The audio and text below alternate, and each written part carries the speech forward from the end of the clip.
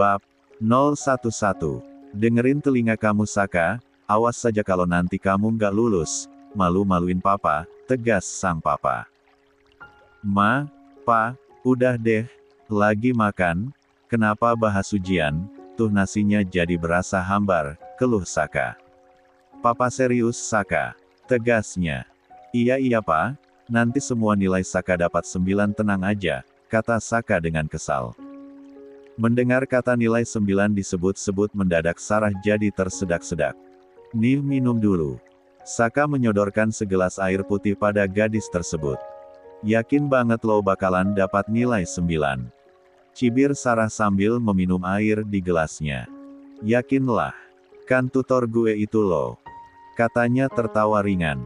Iya juga kenapa jadi berbalik ke gue semua. Pikirnya. Begitu kalian lulus, terima ijazah, baru deh nanti kalian ijabsah di KUA beneran biar dapat buku nikah, sahut Papa Angga. Kuliahnya? Tanya Saka. Ya nanti itu gampang, kamu tentu lanjut kuliah di jurusan administrasi bisnis, soalnya kamu penerus Papa nanti di perusahaan, jawab Papa. Sarah gimana? Tanya Saka kemudian.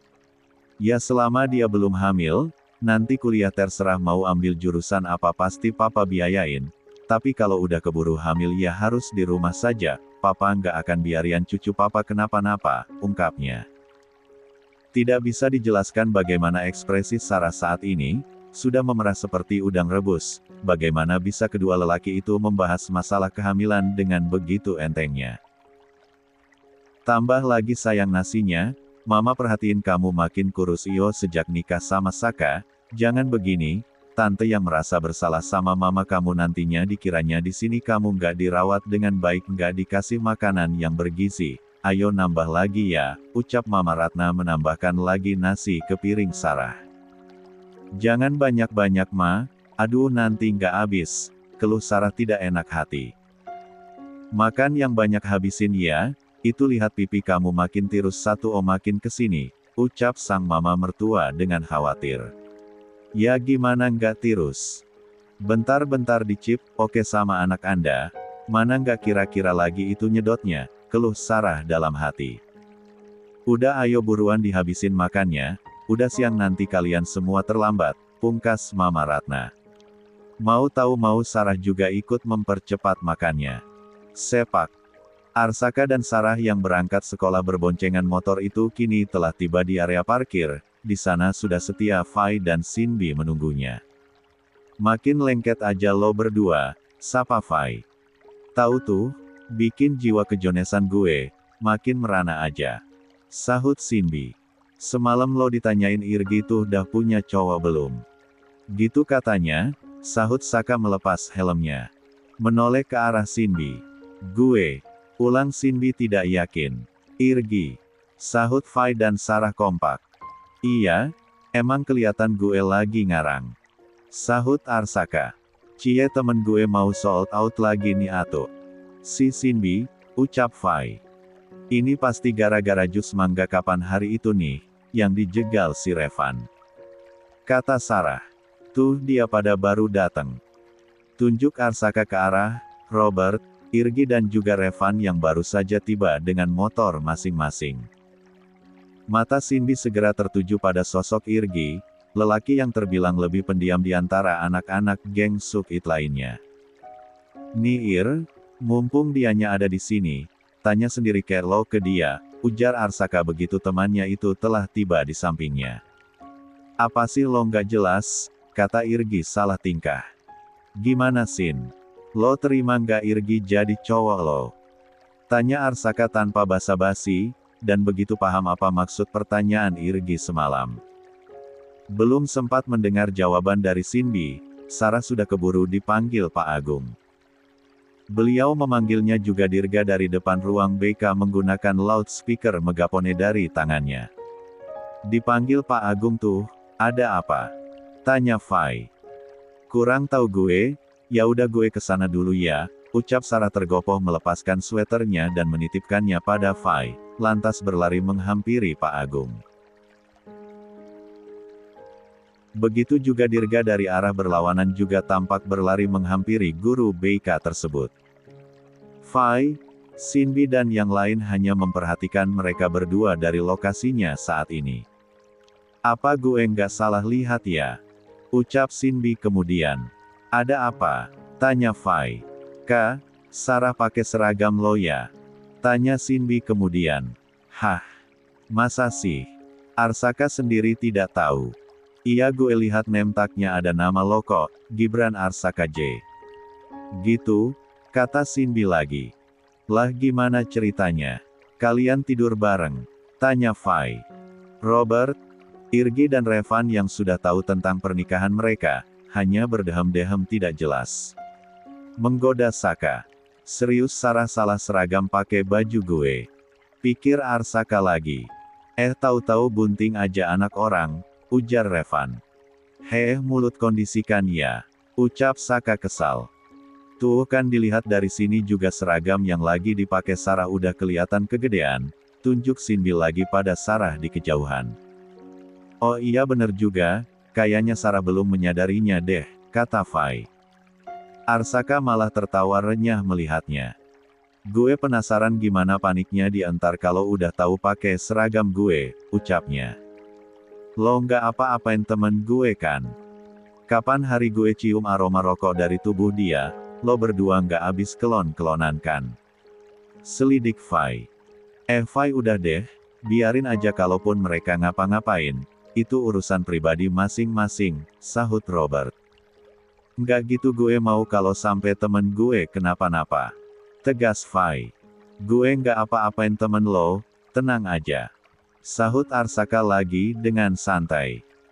Dan belum selesai topik mereka berakhir, dari arah megapone yang dipegang Pak Agung terdengar pertanyaan yang membuat heboh satu sekolah karenanya. Sarah, kenapa kamu pakai seragamnya Arsaka? Seketika perhatian Dirga juga murid-murid lain di sepanjang koridor yang tidak jauh dari ruang BK langsung tertuju ke arahnya. Aduh Pak Agung, interogasi aja tuh Pak, kayaknya sama Arsaka udah mama-papaan tuh, sahut salah seorang murid dari arah koridor. Sarah yang baru ngeh dengan apa yang terjadi buru-buru mengecek nama dada, yang terpasang di seragam itu dan benar saja nama Gibran Arsaka. J tersebut terpampang nyata di sana. Gila, kenapa gue bisa salah ambil, pantesan kayak berasa gede banget nih seragam, batinnya sambil sibuk menutupi nama Arsaka di bajunya. Awas kebobolan loh Ra, abis seranjang berdua nih kayaknya makanya salah ambil, ucap seorang murid lagi yang melintas di koridor. Mama papa habis nyari keringet kayaknya, sahut yang lain. Gue kira lo beneran musuhan sama Saka taunya ditaklukin juga iyo sama Saka, imbuh yang lain. Wah kakak jangan ada bayi di antara kita, minimal sampai abis UN Ra, tukas yang lain. Itu nggak bener Pak, nggak bener, saya dan Saka nggak begitu, ucap Sarah panik. Terus, yang bener kayak gimana? Tanya Pak Agung memicingkan matanya. Itu, seragam ini, ucap Sarah gugup dan panik sampai tidak bisa berkata apa-apa. Kamu murid percontohan semester ini Ra, bersama Dirga jangan sampai mengecewakan kepercayaan pihak sekolah ke kalian, tegas Pak Agung lagi. Saya berani jamin tidak akan ada sesuatu yang buruk, kata Sarah kemudian. Arsaka, mana dia? Yang lagi bersama Arsaka minta suruh datang menghadap saya. Seru Pak Agung dari balik speaker megaponenya sambil mengedarkan pandangannya ke sekitar. Nikahin aja Pak, nikahin. Seru murid-murid yang ada di sana. Ya kali gue nikah 2 kali sama orang yang sama. Gerutu Sarah dalam hati. Lagian perkara seragam doang jadi ribet begini dong. Gumamnya. Lo yakin sama Arsaka nggak ngapa-ngapain? Tanya Dirga menyelidik sambil mengamati postur tubuh Sarah. Ya kali gila 10, gue macem-macem sama dia. Bentak Sarah kesal.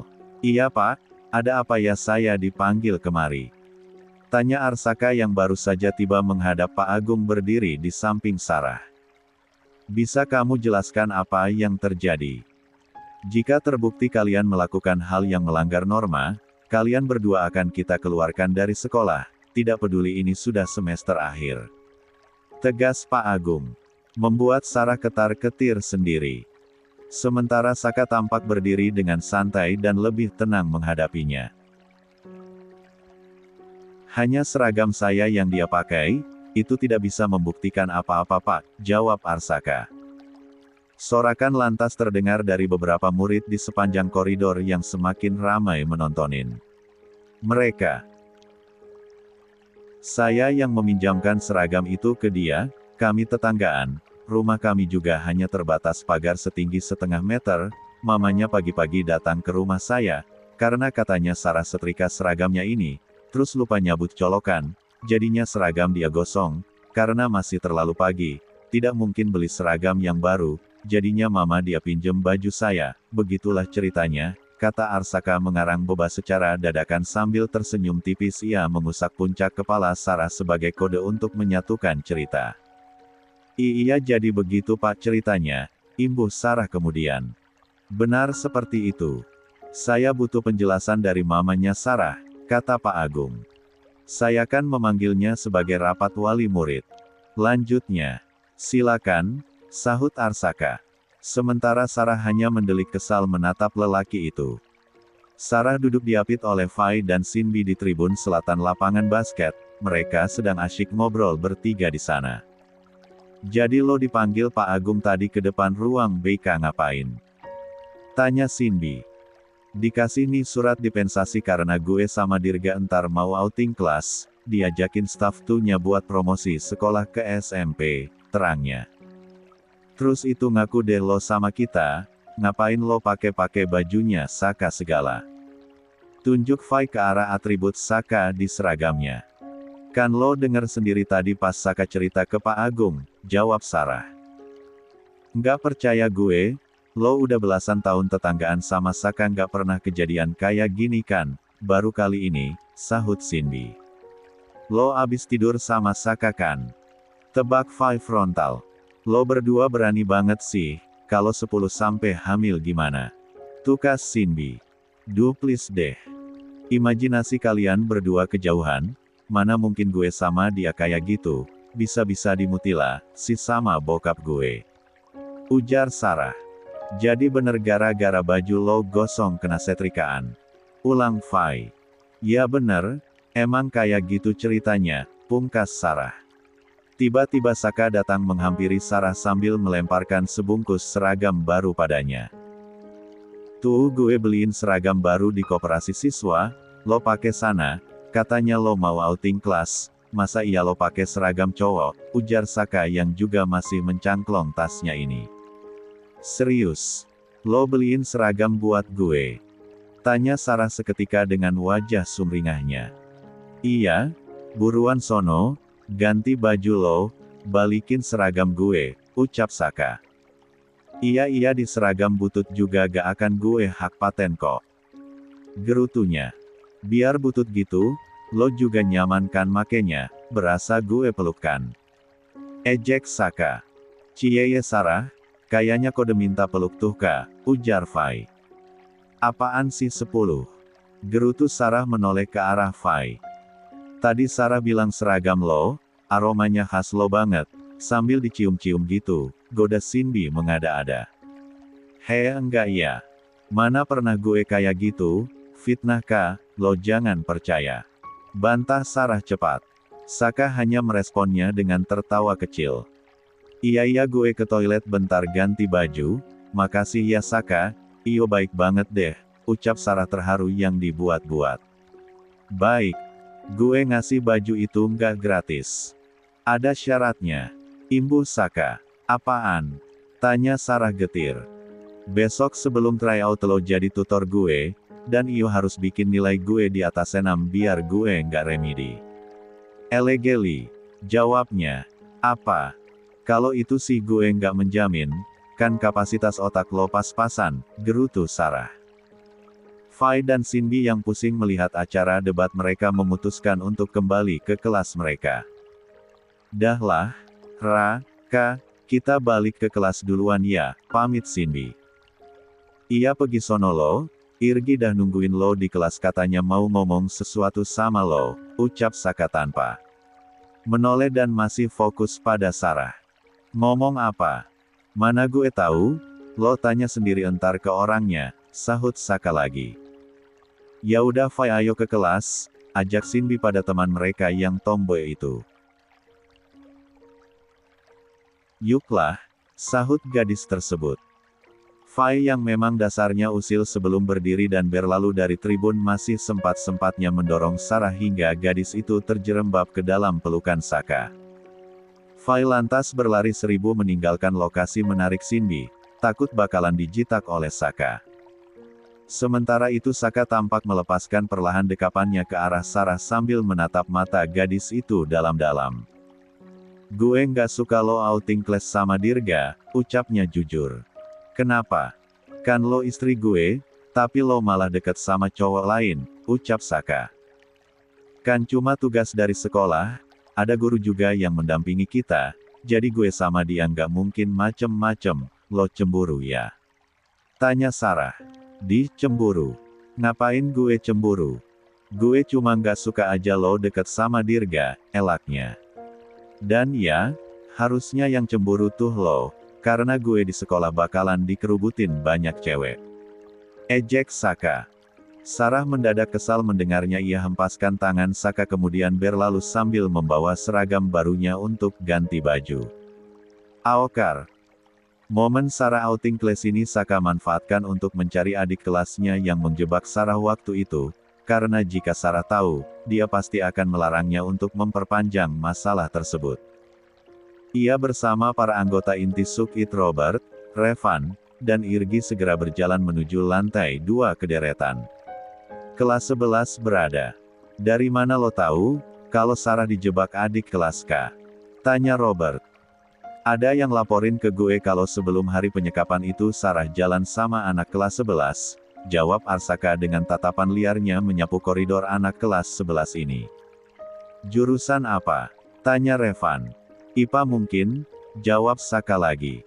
Soalnya dia minta ditutorin MIPA sama Sarah, lanjutnya. Saat mereka berempat tengah berjalan memenuhi koridor di depan kelas 11 Dena menjadi pusat perhatian di sana, tiba-tiba seorang anak berjalan mendekat ke arahnya dan membisikkan sesuatu pada Saka. Bang Saka, yang jebak Kak Sarah waktu itu Andre, dia anak kelas 11 IPA 2, bisiknya. Oh pantes gue nggak lihat dia waktu itu, mungkin tahu gue datang ke markas Piver dia udah kabur duluan, ucap Saka yang saat ini berdiri tepat di depan kelas dengan papan tergantung bertuliskan si IPA 2. Makasih infonya, ucap Saka lantas menendang pintu kelas di hadapannya itu hingga ngejeplak terbuka dengan keras. Arsaka berjalan di depan, diikuti oleh Robert, Irgi dan Revan juga informannya dari kelas 11 tadi. Masuk ke dalam kelas Andre tersebut. Mana yang namanya Andre? Seru Saka dari depan kelas. Kelas itu mendadak berubah menjadi hening, dan semua perhatian tertuju pada mereka. Yang namanya Andre maju ke depan, dicariin Bang Saka nih. Ucap Revan dengan nada santai mulai berkeliling ke bangku-bangku. Diikuti oleh Irgi dan Robert, mereka mulai membaca nama dada adik kelas yang cowok-cowok itu satu persatu. Sementara Saka menunggunya dengan duduk di kursi guru, sambil menyilangkan kakinya dengan santai di sana. Bang Saka, gue balik ke kelas dulu ya, pamit adik kelas, sang informannya tadi. Ya, kalau lo ada apa-apa langsung bilang ke gue. Ucap Saka tegas. Saka, nih. Seru Robert dari arah belakang kelas sambil menarik kerah baju salah satu murid di sana. Lo yang namanya Andre? Tanya Saka menoleh ke arah lelaki itu. Anak itu enggan menjawab dan membuat Robert kesal. Ia dan Irgi segera menariknya ke depan kelas untuk menemui Saka. Jadi lo pengkhianat di SMA Liberty ini? Saka berdiri menatap muka adik kelasnya ini yang terlihat memucat. Saka mengode dengan gerakan kepalanya pada Robert, Irgi dan Revan, agar menggiring Andre keluar dari kelas, menuju area belakang sekolah. Ketiga anggota inti Sukit itu segera mengeratkan cekalannya pada Andre dan menariknya berlalu dari sana. Sementara Saka tampak menarik permen lollipop dari sakunya dan mengemutnya mengikuti mereka. Irgi, Revan dan Robert mendorong Andre masuk ke dalam gudang, Saka yang masuk terakhir sekalian menutup pintunya. Ia berjalan dengan tatapan garangnya menghampiri si adik kelas tersebut. Ja mengeluarkan permen lollipop dari rongga mulutnya dan menggilasnya hingga hancur menggunakan sepatunya. Gue baru tahu, kalau di SMA Liberty ada yang gabung sama Piver. Dan berusaha hancurin gue, ucap Saka menepuk-nepuk kaet sar pipi Andre. Lo dengan sadar berusaha ngejebak Sarah. Lo tahu kan dia itu cuma cewek. Dia bahkan gak ngerti apapun soal Piver sama Sukit. Kenapa lo libatin? Tanya Saka. Karena dia cewek lo bang, sahut Revan santai seolah mewakili Andre.